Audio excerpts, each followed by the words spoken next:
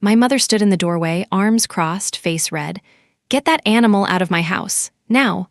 I looked down at Max. He was a 3-year-old rescue. Brown eyes, scruffy fur. He'd been at the shelter for 8 months. "Mom, he's house-trained. He's quiet." "I'll keep him in my room." "I don't care. No pets in this house. Those are the rules. Get rid of it or you both leave." My father stepped beside her. "She's right. This is our home, our decision." I took a breath. I didn't argue. Because I knew something they didn't. The deed in my lockbox said otherwise. What would you do if your own parents threatened to throw you out of the house you actually owned? Drop your country and the time in the comments. And hit like if you'd keep the dog. Because what happened next turned my entire family upside down. Let me rewind. This fight didn't start when I brought Max home. It started 3 years earlier. The day my grandmother died. I grew up in that house, but I never felt like it was mine. My parents made sure of that. "Don't touch that wall, it's not your house. We decide what happens here, not you. You're lucky we let you stay."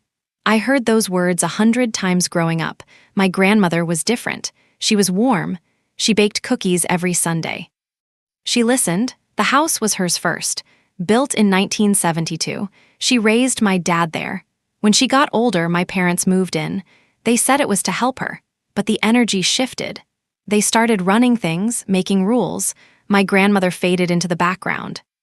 She died 3 years ago, quiet, peaceful, in her sleep. I cried for weeks. My parents barely paused. A week after the funeral, my father said, "We inherited the house. We'll handle everything. Don't worry about it." I didn't ask questions. I assumed that's how it worked. I was 25. I didn't know anything about estates or deeds. I kept living there. I paid some bills. I stayed out of their way. But I kept one thing, a small lockbox, metal, scratched. My grandmother's handwriting on a label on top, for my girl. "Open when you need to." I never opened it. I thought it was just photos or recipes. I had no idea what was really inside, or that I'd need it to survive what came next. Fast forward to last year, I'd been seeing a therapist. Grief, anxiety, loneliness. She suggested a pet, something to care for, a companion. I thought about it for months. Then I saw Max at the shelter, and I knew. I brought him home on a Saturday. I didn't ask permission. I didn't think I needed to. I was 28 years old. My mother saw him first. "What is that?" "A dog. His name is Max. You can't have a dog here." "Why not?" "Because this is our house, our rules. We never allowed animals." My father came downstairs. She brought a dog. He stared at me. "Take it back." "Dad, I need this. My therapist said." "I don't care what your therapist said. This is our home. We make the decisions." I tried to compromise. "I'll keep him in my room. I'll walk him 4 times a day." "You'll barely see him." My mother cut me off. "No, you have 1 week. Get rid of the dog or you both leave." My stomach dropped. "You'd evict me." "You're 28, she said. "It's time to stop freeloading." My father nodded. "We're listing the house next month anyway. You need to find your own place." I froze. "You're selling the house?" "Yes, we've already talked to a realtor." "When were you going to tell me?" "We just did." They walked away. I stood there. Max at my feet, heart pounding. 1 week, I thought I'd have to leave. I started searching for apartments. 1 bedroom, pet-friendly. The cheapest I could find was $1,600 a month. I made $38,000 a year. I couldn't afford it. I called the shelter. Asked if they'd take Max back. They said they were full. They'd have to put him on a wait list. I asked friends if I could crash. 3 said yes, but no dogs allowed in their leases. I felt trapped. Then, 5 days into the countdown, an envelope arrived. Certified mail. My name on it? Inside, a formal eviction notice. 30 days to vacate the premises. They'd hired a lawyer. I read it 3 times, the words blurred. I sat on my bed. Max curled beside me. I thought about my grandmother, how she always said, "You'll be okay, sweetheart." I made sure of it. I didn't understand what she meant back then. Then I remembered, the lockbox. I pulled it from my closet, dust on the edges. I opened it. Inside, a stack of papers.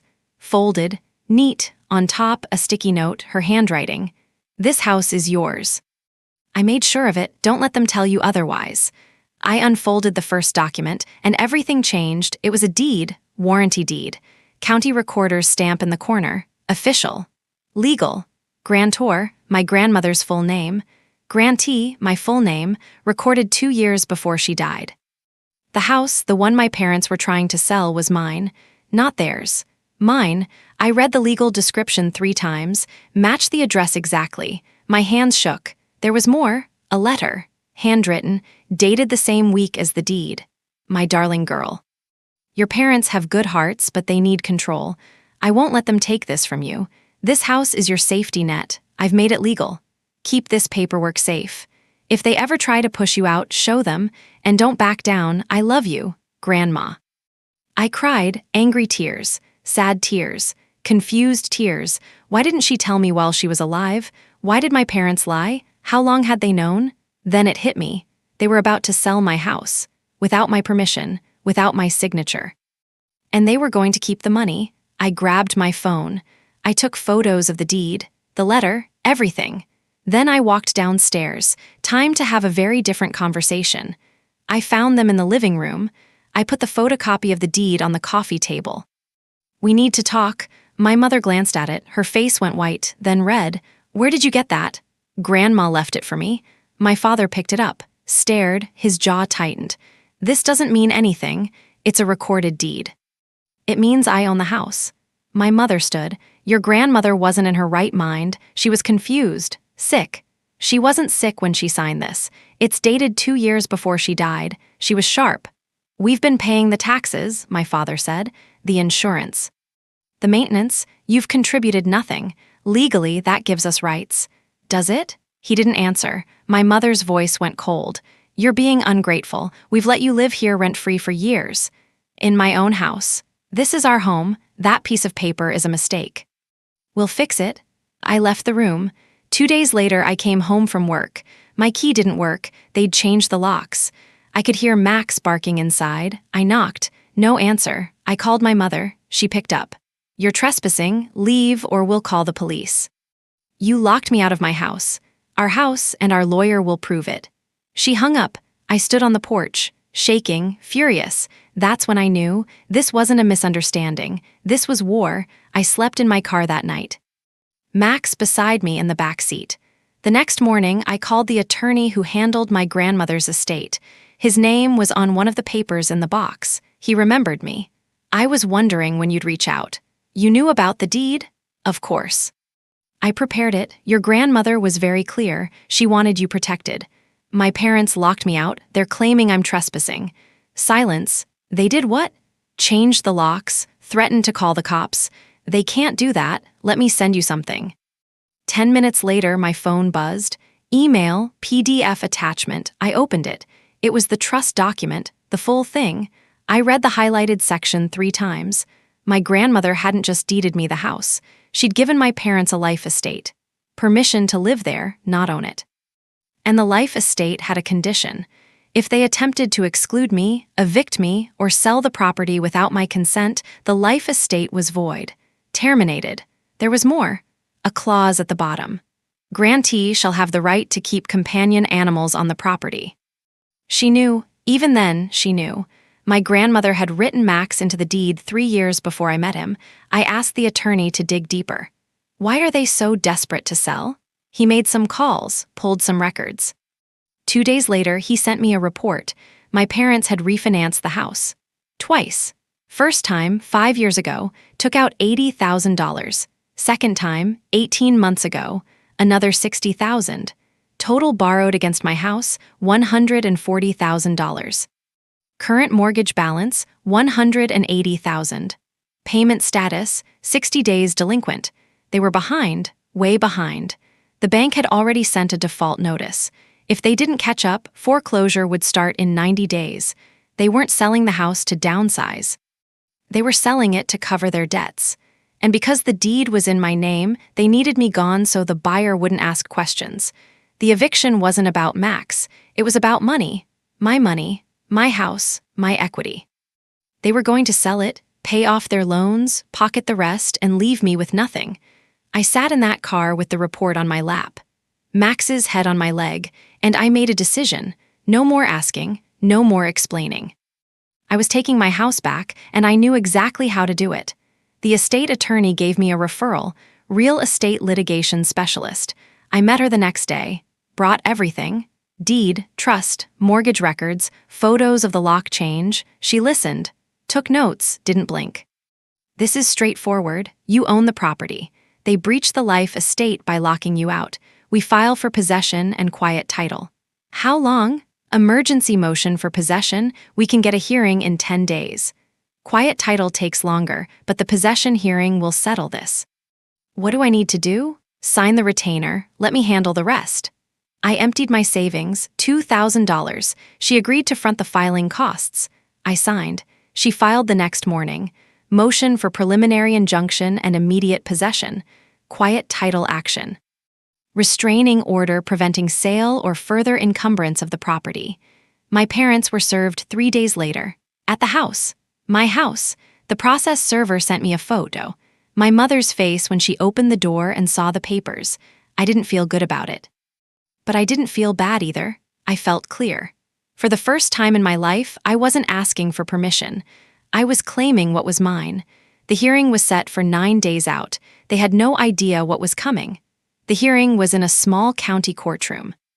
Wood paneling, fluorescent lights. I sat with my attorney at one table. My parents sat with theirs at the other. My mother wouldn't look at me. My father stared straight ahead. The judge entered. We stood. Be seated. This is a motion for preliminary injunction and possession. Counsel, proceed. My parents' attorney went first. He argued I was a guest, that my parents had paid all expenses, that the deed was executed under undue influence when my grandmother was declining. He had no evidence, just words. Then my attorney stood. Your Honor, we have 5 exhibits. She projected them on the screen. Exhibit A, the warranty deed, recorded, official, my name clear as day. Exhibit B, the trust document, life estate clause, highlighted. Exhibit C, the companion animal provision.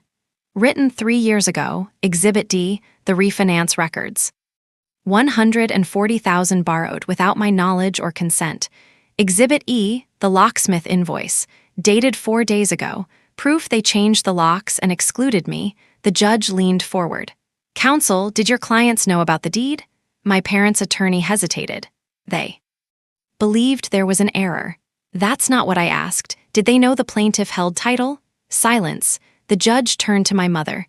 Ma'am, did you know your daughter owned this property? My mother's voice cracked. We were protecting her. She wasn't ready for that responsibility. By borrowing against it and locking her out? No answer. The judge looked at the exhibits again, then at me. Ms., do you want your parents removed from the property, or do you want to live there together? I took a breath. I want possession. They breached the life estate. I want them out. The judge nodded. Motion granted. Plaintiff is entitled to immediate possession. Defendants shall vacate within 15 days. Life estate is terminated. Quiet title action will proceed separately, but possession is awarded now. Gavel, my attorney squeezed my hand. I walked out of that courtroom.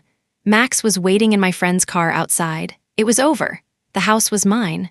My parents moved out in 14 days. No apology, no goodbye. A moving truck came on a Tuesday morning. They packed in silence. I watched from the window. Max beside me. When they drove away, I changed the locks. Again, this time I was the only one with a key. The house felt different. Lighter.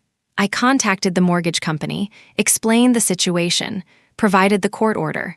They transferred the loan into my name. Set up a payment plan for the delinquent balance. It wasn't easy, but it was mine. I turned my grandmother's old sewing room into a reading nook. Big chair, soft blanket, her photo on the shelf. I framed the sticky note she left in the lockbox. Hung it on the wall. This house is yours, I made sure of it. Max has a backyard now. He runs every morning, sniffs every corner. He's happy, I'm happy. For 6 months, I heard nothing from my parents. Then an email from my father. We were wrong. We got scared. We made bad choices. We're sorry. I read it twice. I didn't reply. Maybe one day I will, but not today. I'm still processing, still healing. I see my therapist every week. I journal. I walk Max. I've learned something important. Love isn't control. Family doesn't mean surrendering your rights, and boundaries aren't cruelty. They're survival. My grandmother knew that. She gave me more than a house. She gave me the power to stand up for myself, to say no, to choose my own life. I honor her every day. Not by letting people walk over me, but by protecting what she protected. My safety, my peace, my home. You can honor someone's memory without letting others rewrite your story. That's the lesson. So here's my question for you. Have you ever discovered a family secret that changed everything? What did you do? Let me know in the comments below. And if this story meant something to you, hit subscribe. There are more stories like this coming, real-life justice, boundaries, and people who stood up when it mattered. One last thing. This is a fictionalized dramatization based on real experiences shared with me. It is not legal or financial advice. If you're in a situation like this, talk to a licensed attorney in your area. Protect your peace. Keep your receipts. And never let anyone tell you that standing up for yourself makes you the villain. Grandma knew what she was doing, and so do I now.